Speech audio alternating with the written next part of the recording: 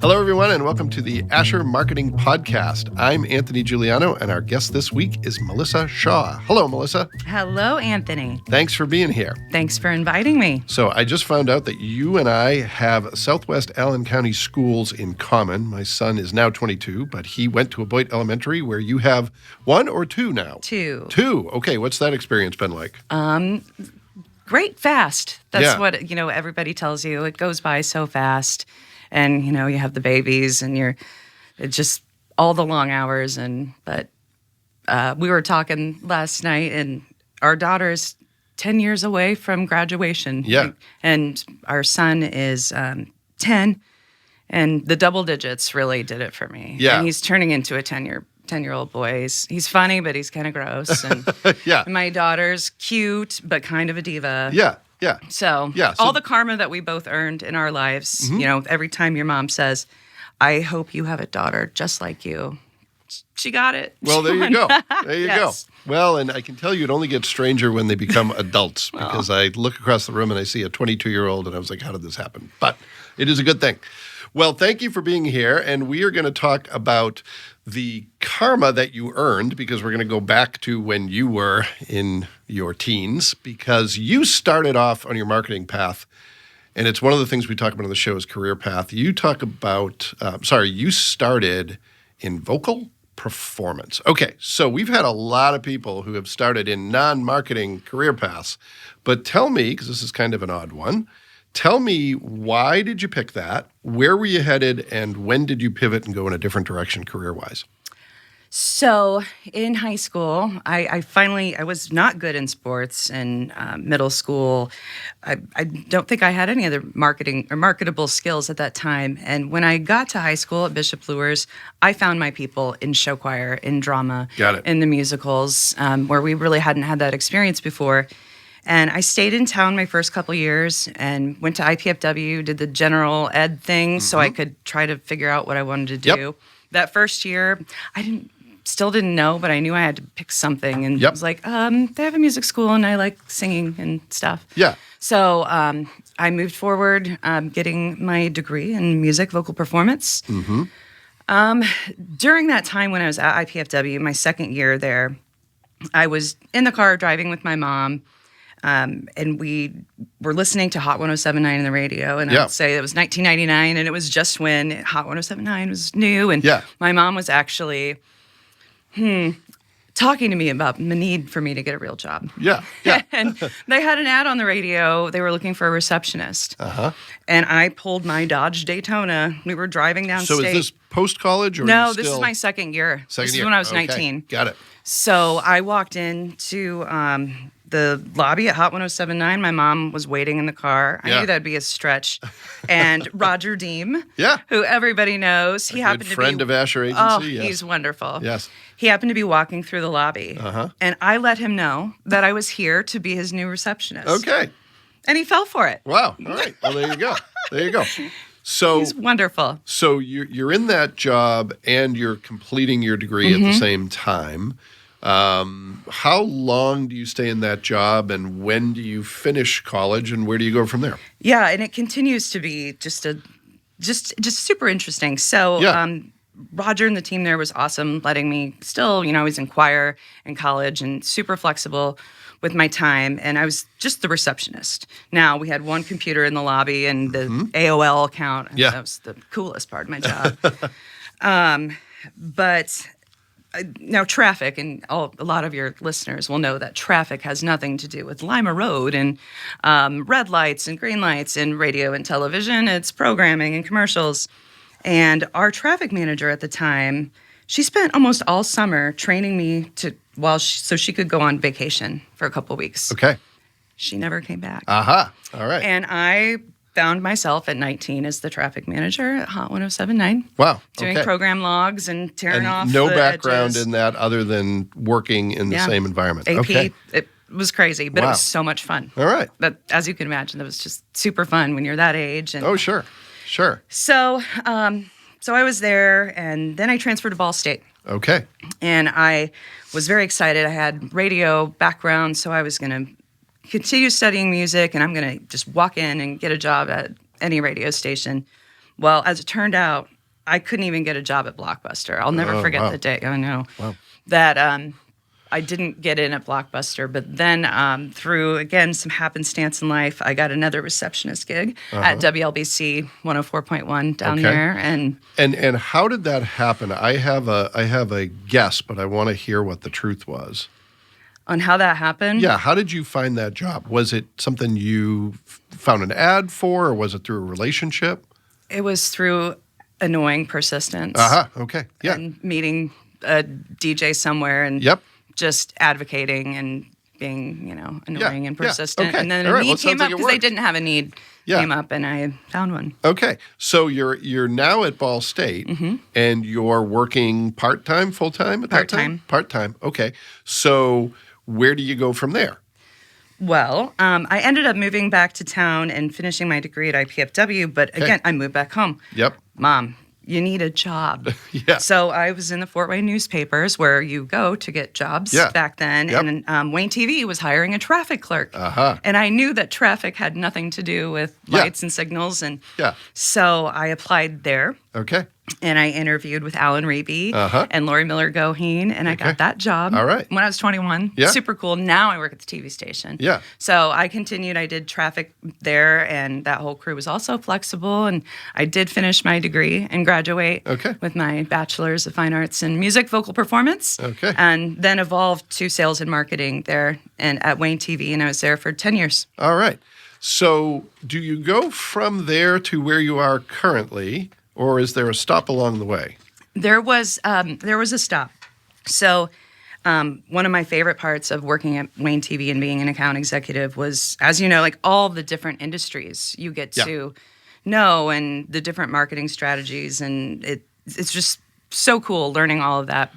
Well, I always have a heart for nonprofit, and I have a heart for music. Yeah. And the Philharmonic had an opportunity for a regional programs communication director, and I took a leap of faith and got to follow the industry. And I was there about a year and a half, and we had our first son.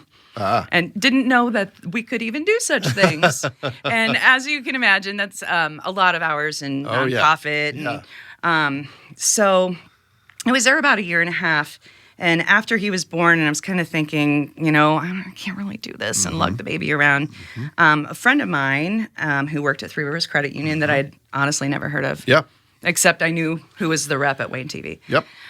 A good friend there reached out that they were looking to put together an in-house marketing crew and somewhat of an agency and with creative PR, Yep. all of the things, media buying in-house. And at first I thought, and I even told him, I am so not a bank person. Yeah. Like yeah. I just, Yeah. I couldn't veer further from that. Well, I'm like, I'm going to give it a shot. And I had to Google how to get there. Yeah. Which it seems crazy now. And longish story, less long. I started there and grew to love it and realized it wasn't a bank and banky. And Yeah. in the last 10 years, we've had a just crazy period of growth and evolution, and we're under tremendous leadership. And I want to retire from here. I can't imagine working anywhere else. And this bank job worked out well from radio receptionist and musical theater person. Well, that's great. And that's very consistent on this podcast is that a career path is a very winding road and you kind of never know where you're going to end up. So very consistent with that. So tell us a little bit about this entity called Three Rivers Federal Credit Union. The only I had lunch with Don Cates once, and he did a great job of filling me in on the history that it used to be the credit union for International Harvester, correct? Yep. All right, and that's about all I know. So fill me in. That's all you took away from lunch with Don? I took away a lot more than that, but you would say it better than me. So tell us a little bit about what this entity is, what you do, how you're different, what your team looks like, all those good things. Awesome. So on Valentine's Day, we will celebrate our 87th birthday. And like you said, we were founded as the employees of International Harvester Credit Union over where the old Harvester was. I think we had $200 in assets, and we have all this archival information from that time. But Anyways, in 1999, we became a community chartered credit union, which allows us to expand to other people outside of the employment segment there. And when I started, we were $767 million in assets and had 60,000 members. And today we have, we're almost to $2 billion in assets and have 109,000 members and are in 9 counties with 21 branches. And it has just been an exciting, wild ride. Of course, we're a financial institution. We do all the checking, savings, auto loans, all of that stuff. But what keeps me there and what makes me so proud to get up and get to work there every morning is what we do in the community. And all the nonprofit organizations we get to help and partner with. And the culture at Three Rivers, it's legit. Yeah. We're all kind of casual, cool people. We're not your typical, I don't even know what typical banking means anymore. But so that's a little bit about who we are now. And again, under Don's amazing leadership in the last 10 years, we kind of came on board about the same time. Okay. It's night and day, and we've built so many new facilities and beautiful facilities. And he really trusts his team and really trusted the vision of evolving more into trusting the community aspect of what it means to be truly a credit union and giving back to people. And that is our number one brand attribute. When I teach new hire class and we ask what brought people here, almost 90% of the time it's who we are in the community and who we are for our team members and the culture here. Yeah, well, that's great. So tell me a little bit about the team you work with, because you lead a team of folks. Who's on that team and how do you get the work done? So we are a team of 6 right now. There's myself. There's Allie Hess, who is our marketing operations manager. She also started her journey about the time I did as our spokester for the old Young and Free program. She manages a lot of our external communication and is our social media manager, the voice, literally, and does all the copywriting and all sorts of things in the credit union and our financial wellness programs. And then Simone Leclerc is our creative manager, and she oversees all the creative pieces and also our campaigns. She works with other resource centers to develop campaigns and as well as external branding ones.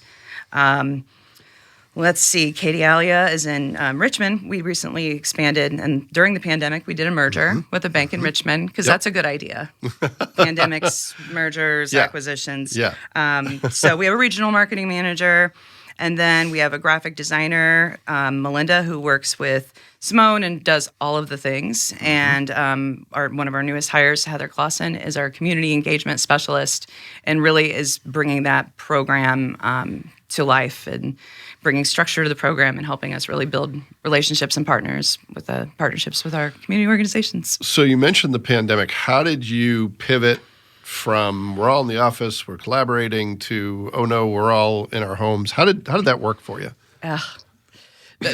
Probably the same as everyone else. The day before St. Patrick's Day, we all get together and like, oh, this is weird. I didn't think this was really going to happen. We'll be back after spring break. And we were in the middle of, we were supposed to complete the merger and acquisition of West End Bank on April 15th, or it's a blur now. And things got moved around. We really did think it was temporary, but luckily we had a lot of the infrastructure built for folks to be able to work from home. Sure. I mean, definitely there were adjustments there, but leadership really trusted us to manage how that worked and kind of just figure out what works best for our resource centers. We did obviously have the lobbies closed during that time. We're excited to get them back open and really being there for our members. And it was crazy, and we completed the merger acquisition in June 1st of 2020. Yeah, well, that's great. It's crazy Considering the variables. Yeah. So tell me a little bit about some of the things you're working on, things that you're really excited about that are keeping you up at night. Maybe a combination of those two things, kind of the big rocks that you're trying to move one way or the other. Oh, there's always rocks. Rock and roll. Let's see. Right now, we've got a lot of things rolling. We are working on some new campaign development, some new brand pieces to really be an evolution of community and financial wellness Yep. to more of a let's talk feel. And financial wellness is who we are. And if we can just talk, we're not here to sell products. We're here to talk Yeah. and make your life better. Yeah. So we're working on new pieces for that. We're doing a lot internally with technology to deliver a unique member experience and targeting people at the right time. Hey, I see you're almost going to pay off your loan. Can we help you get pre-approved for your next auto? Or, you just bought an auto loan, or do you need insurance, or can we help you with this? Yep. So all very much just like everyone else, technical and digital focused. So is that driven by a CRM? Are you using that to kind of track, here's this member, here's where they are, and we know a little bit about them based on their purchase behavior? Is that what's running that? It's so many things. Yeah. We have a core system with all of our member information. We use a program called Intuvo to kind of connect all the pieces. There are so many pieces to connect together, and we have an amazing business intelligence team Yep. that has evolved and to manage all those pieces in a digital experience Yeah. piece now too. Well, I'm sure you have members who you're never going to see in a branch. It's all electronic banking, and I'm sure there are members you see weekly or monthly. Absolutely. How do you deal with that diversity of members? What do you do to accommodate all those different needs? That is one of also the cool things about Three Rivers. A lot of what you would read in tech and financial pieces are the branch is dying and, fintech and all of that's where it's at. Yep. You have to be present there, and Yep. you have to have a great mobile app and great online experience, seamless. Yep. And we just did roll out a new mobile app in last September. Okay. But we really do value the branches. We continue to expand and grow Yeah. branches and renovate branches, and because people want to come in and talk. And whether it's that, it's Bob who comes in every Friday just to cash his check and talk to his favorite teller, and Yeah. whether it's that or somebody coming in to apply for their first mortgage or Yeah. to talk about, potential student loans and career paths. We like it. We like both ways. We have to have that seamless member experience, regardless of how they are in what door. Sure. And I'm guessing, you're the expert, but I'm guessing that the branches are also a credibility factor when, you don't have the same marketing resources that some of the big banks do. One of the ways to make a serious impact in the community is to just be visible with nice buildings that act kind of as billboards and reinforce, the fact you're present in the community. Yes, and that is also something over the last 10 years. We've worked really, really hard, and on the marketing team, we've had so much rock star talent on our team to really take time to build a consistent brand. Yeah. And, it's so easy for things to get hodgepodgey and this here Yep. and where this doesn't look like this. But, we've worked really, really hard to unify all those pieces so that whether, again, debit cards, everything looks consistent and uniform. And when you go to a branch, yes, the beautiful branch buildings, it does give consistency. We're stable. We're, we're doing well with our members' money. And that extension of that is when they come in the branch and our people really care. I mean, that's what we're looking for. People who want to be there, people who want to help people. And I'm really proud of the work we do that way too. Yeah, well, that's great. So any other big projects that are on your mind? Anything else you're working on that's taking up a lot of your time? If I told you, I'd have to kill you. Isn't that a fun answer? By the time we're done, you may want to. So there you go. There's always, we're always looking for creative, different ways to grow and expand our footprint. And that's also one of the super cool parts of my job on the strategic side is working with others to determine what are the opportunities and, where would we make a good fit. We're not trying to just be, the fourth bank on the block. Yeah, sure. So we're always looking for those growth opportunities. That's always exciting and something worth noting. And I was thinking about my job and all the things we do, one of the most difficult things professionally from the pandemic was we didn't have events. Mm-hmm. Every Yeah. weekend we weren't at a festival, parade, Yeah. fundraiser. Yeah. That was so foreign. It was so weird. Yeah. And none of us liked it. Yeah. And, especially when team members, want to be a part of that community experience. Yeah. And the super exciting was last year we went from nothing really in February to everything. Yeah. And I've talked to a lot of marketers and folks who have had this experience, like, I forgot how to put together an event. Like, Yeah. oh my gosh, this is hard. Yeah, yeah. Being organized and we definitely had that, but it was super exciting getting back into the community again. And with the addition of Heather Clausen, our community engagement specialist, really getting it organized so that we can be really efficient back out in the community. And that's a joy. And we're going to have even more of that here in 2022. Well, that's great. Well, let's pivot to the speed round of the show, where we talk about a few things that are somewhat similar to what we've already talked about, but a little bit different. So the first thing I want to ask you is this. You've had an interesting career path going from nagging your way into radio jobs to TV and different functions within those jobs, to a nonprofit, then to a credit union. What's the one thing you've learned along the way that you think represents the best advice you have for building a successful career? If somebody were to ask you, maybe down the line one of your kids, maybe someone just getting started in their career, what would you tell them is the key to success in a career? Having the courage to be yourself. And that's how you make connections with people. Get out and meet everybody you can and be yourself. And that's how a unique experience comes. It's really just about being yourself and being out there. Now, I won't ask you to name the position where this happened, but did you ever find yourself in a position where you didn't feel like you could be yourself? And what did that feel like? Oh, let's see.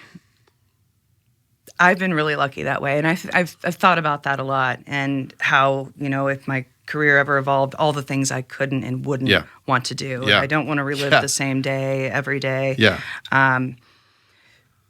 No, I've had I've had a couple different service jobs before that, but those 4 places are really the only places I've ever worked. 3 out of 4 of my positions have been made up positions for matching skill sets, and that's how I want to roll. Yeah, well, that's great. And you're either super lucky or you have done some things right to put yourself in that position. So either way, congratulations. Thank you. Yeah. It's been great. Okay, so second speed round question. What's the one thing that you want people to know about your organization? And this could be something that is just super important to you. It could be correcting a misconception. It could be something that most people don't know, an interesting fact or tidbit. The thing that when I talk to people that I do want them to know, a lot of them already know, we are community focused and a great culture, but truly it is authentic. Yep. And that is what the people are what make us. And it's all real and it's fun. We have so much fun. Yeah, well, that's great. Now, I'm gonna go down a little bit of a path. Credit unions, I think people misunderstand them a little bit. Are there any misconceptions about credit unions that exist that you think, here's a chance to clear them up, or maybe that are prevalent that you want people to know the truth about? That we're a bank. Yeah. Yes, banks and credit unions, we have all the same products and services. And really, it's a matter of kind of ownership. Sure. As the banks, depending on how the scale of the bank is, publicly traded and answers to Wall Street. Yeah. And for us, we answer to our members. Yeah. We're accountable to our members' money. They own us. Okay. And it's really different that way. We're a not-for-profit. That is something that is kind of hard to fathom. Yeah. And there's a board of members that set governance and hire the CEO and all those things, correct? Yeah. Yeah, that is very different than most banks. Yeah. Well, great. Okay, last quick question. What is one tool or tip or trick that you as a marketer really value, something that you depend upon, that you either want people to know about to reinforce that they're using the right tool, trick, or tip, or something you think people don't know enough about? Well, I'm trying to think. They're tools everyone knows about, but I know just in our sphere, this thing called Google. Yes. No, what's really I've heard fun of it, though is, we always strive to be unique and different, and that is what has got us here before. But I love inspiration. Yeah. I want to see as much as I can and not reinvent every wheel, but make the spokes ours and color it the way we color it.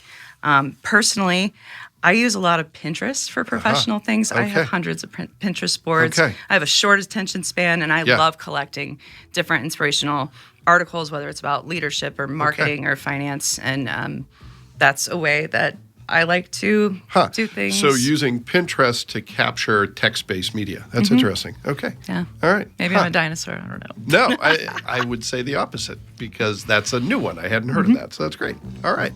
Well, Melissa, this has been super fun. I really appreciate it. Thanks for joining us, and thanks for everything you do in the community. It's been a pleasure talking with you.